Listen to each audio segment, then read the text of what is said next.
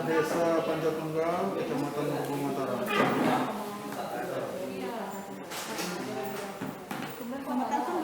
0813 79 252 706. Bapak satu minggu ini ada demam nggak? Nggak ada ya? Jantung,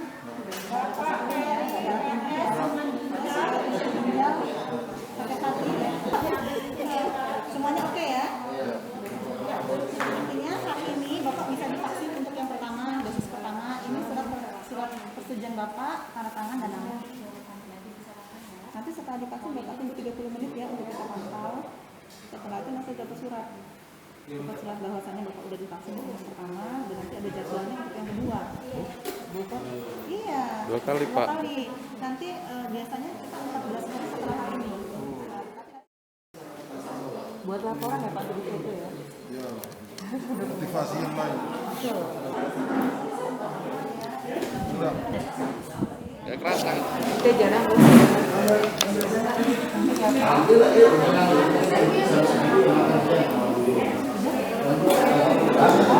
silakan duduk.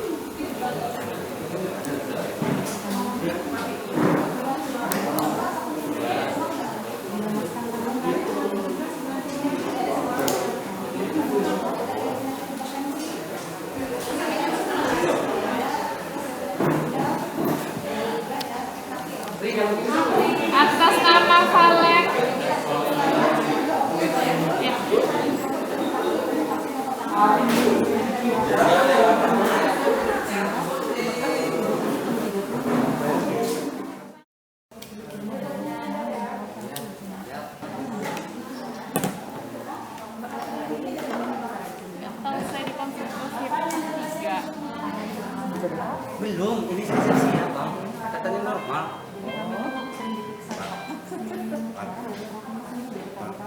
Oh gitu. Kurang tinggi ya Pak ya, tangan pengantin ya. Coba dulu dibuka sini. Dibuka aja. Sama aja gitu kan saya bang.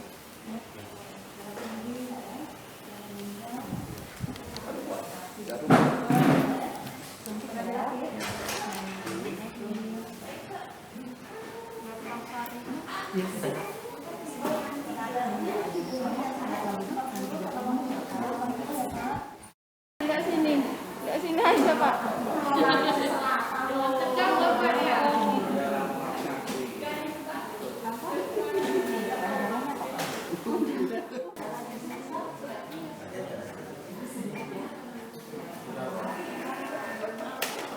Ini kartu vaksinnya ya. Nanti kemarin tanggal 17 bulan 3, sekolah pulang bisa beli nomor yang di sini ya. Tunjukin sini, Pak.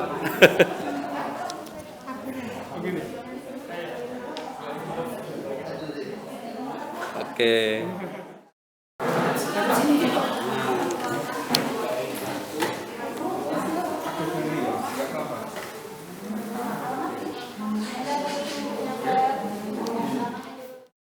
Kegiatan vaksinasi ini ya tujuannya tentunya kita tahu bersama bahwa sudah 1 tahun ini kita mengalami pandemi COVID-19, di mana kita tahu bahwa COVID-19 ini belum ada obatnya.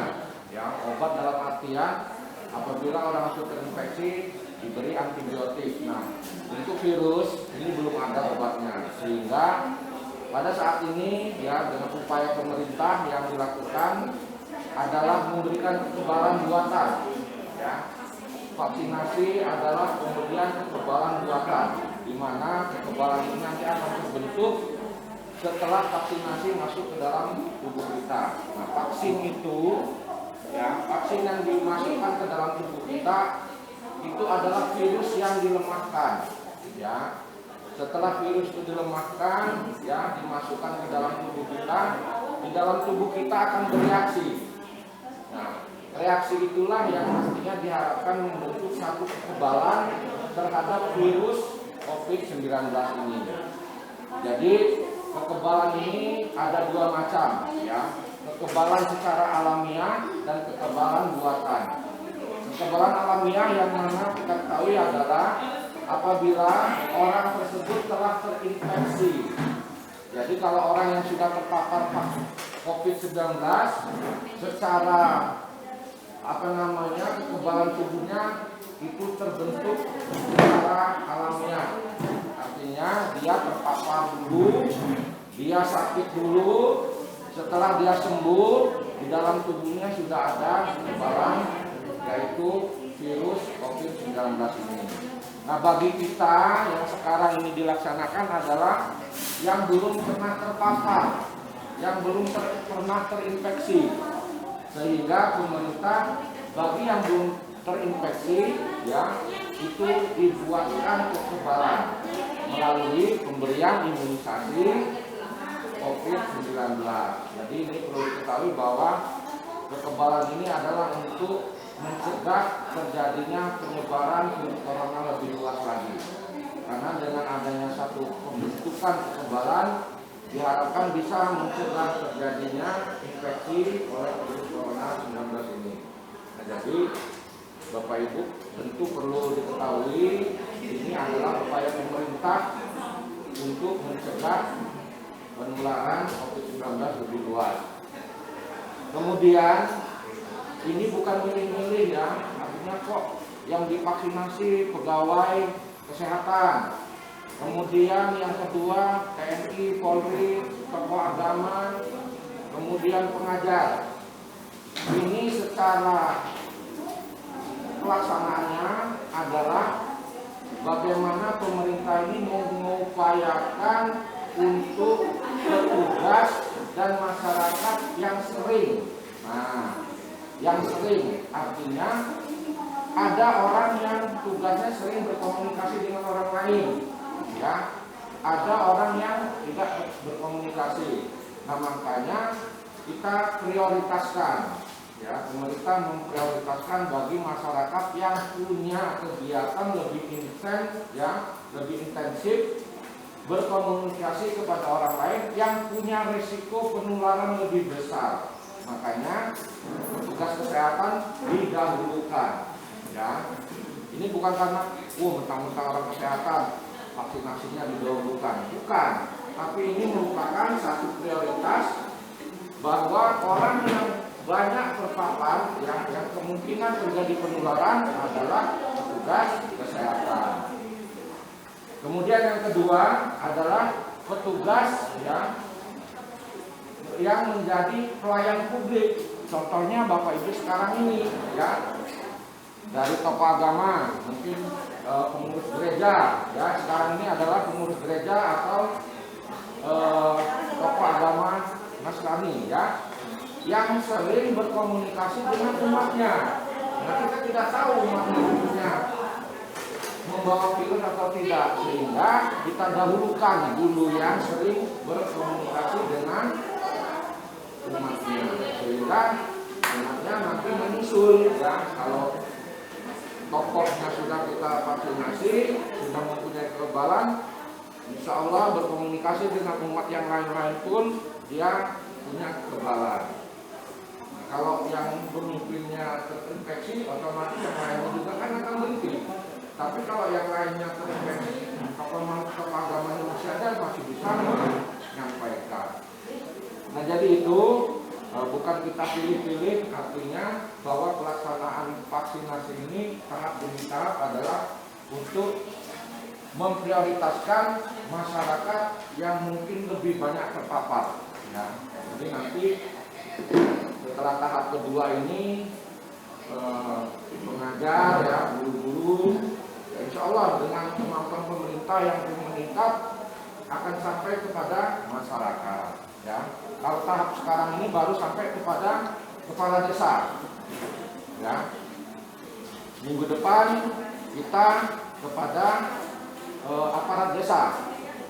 Nah, masyarakatnya belum, tapi karena kepala desa itu sering berkomunikasi dengan masyarakatnya, perlu diberikan kekebalan terlebih dahulu. Nah, jadi itu Bapak Ibu, artinya kalaupun ditanya kok Bapak duluan sih yang divaksinasi, ya jawabannya seperti itu, bahwa kita adalah yang sering berkomunikasi pada orang banyak, ya, sehingga kita perlu diberi kekebalan terlebih dahulu, ya. Kemudian dari pemberian vaksinasi ini, ya, yang pertama kemungkinan, ya, yang sering timbul akibat dari vaksinasi ini tentunya ada efek samping, dan selama pelaksanaan imunisasi di Puskesmas Wairang ini, mudah-mudahan dari sekarang sampai yang akan datang tidak ada efek samping yang berlebihan. Tetapi perlu saya sampaikan di sini efek samping yang mungkin timbul, ya, yang pertama mungkin apa istilahnya itu jarum, ya, kalau orang Jawa jarum di tempat bekas penyuntikan. Kalau rasanya kurang nyaman, boleh dikompres, ya, boleh dikompres sehingga merasakan lebih nyaman. Dan itu 2 atau 3 hari akan hilang. Kemudian yang kedua yang mungkin timbul juga adalah rasa ingin makan terus, ya, rasa lapar, perasaan lapar terus, hawanya pengen makan terus, ya. Itu juga bisa merupakan efek samping dari vaksinasi. Kemudian yang ketiga, ya, rasa lelah, ya, kayaknya kita nih capek terus, kemudian rasanya ngantuk terus. Nah, itu juga mungkin bisa timbul dari setelah pemberian vaksinasi ini, dan itu tidak berlangsung lama, ya, mungkin hanya 2-3 hari, ya. Dan kami juga tetap mengharapkan kepada Bapak Ibu yang sudah divaksinasi, apabila punya gejala lebih, ya, dalam artian ini seperti yang saya sampaikan tadi ternyata berlebih, silakan datang ke tempat pelayanan kita, ya, kesehatan kita, jangan dibiarkan kalau ada indikasi yang lebih dari yang saya sampaikan tadi.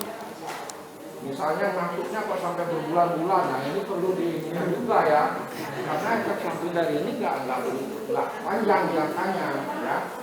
Rasa lapar juga tidak lama, kalau dia ada mual juga tidak lama ya, sehingga ini perlu kalau setelah dari sini kok ada gejala lain yang di luar kebiasaan, itu segera lapor ke tempat pelayanan kita.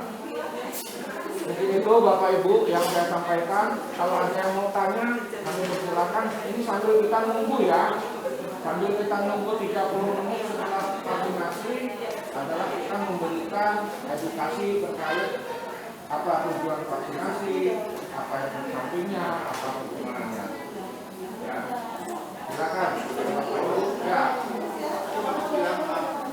Vaksin ini adalah virus yang Kemakan. Nah, berarti kemungkinan, makanya tadi ditanya oleh Bapak Ibu tadi, adakah penyakit bawaan? Iya, iya. Nah, berarti kita harus jujur dong. Kalau nanti itu kita bohong terus ini berlawanan kita Ya. yang lama, Ya, kemungkinan akan timbul reaksi yang lain ya. gitu kan? Ya. Ya, jadi Terima kasih Pak. gini Pak ya, jadi kita punya tahapan. Tahapan pertama adalah pendaftaran, ini merupakan verifikasi. Kita dengan adanya verifikasi ini agar tidak terjadi kesalahan. Misalnya nick si Abdul, ternyata namanya mungkin, padahal nicknya punya si Abdul. Ya. Kalau tidak kita verifikasi, yang dapat keterangan vaksin adalah si Muin, padahal yang divaksinasi si Abdul. Nah, itu ada di meja pendaftaran dan verifikasi, sehingga tidak terjadi kesalahan pada orang yang akan menerima vaksinasi. Kemudian di meja kedua itu screening, ya, yang ditanyakan Bapak tadi dari mana Pak? Mampu Mataram Pak, Berbau Mataram. Jadi yang ditanyakan kalau di meja 2 jadi harus jujur, betul harus jujur. Kalau tidak jujur, nanti akan berisiko kepada orang yang itu sendiri. Artinya, apabila di dalam meja 2 ditanyakan apakah punya penyakit, misalnya jantung, padahal kita punya, karena kita mau divaksin, tidak punya saya. Nah, itu akan berisiko sendiri pada orang itu. Ya. Jadi tahapan yang di meja 2 adalah merupakan screening. Screening itu mungkin ada keluhan atau gejala-gejala atau penyakit yang memang sudah ada sebelum dilakukan vaksinasi, agar kita bisa memverifikasi apakah orang ini bisa diberikan vaksin atau tidak. Kalau dalam kondisi sakit dan penyakit itu ada di dalam checklist yang ada, kemudian tentu kita akan menyampaikan bahwa si A belum bisa diberikan vaksinasi. Jadi betul di meja 2 harus jujur dengan diri kita sendiri agar itu tidak membahayakan pada diri kita. Ya. Ada lagi Pak? Satu lagi? Cukup ya? Cukup ya. Jadi terima kasih. Mudah-mudahan apa yang kita lakukan ini bisa menurunkan ya kasus COVID di Lampung Selatan khususnya pada Indonesia pada umumnya, sehingga kita bisa terbebas dari virus Corona 19 ini dan bisa beraktivitas, tetapi tetap jaga 3M ya, menggunakan masker, jaga jarak, dan sering cuci tangan sebelum beraktivitas maupun sesudah beraktivitas. Itu saja, terima kasih dan selamat pagi, salam sejahtera untuk kita semua.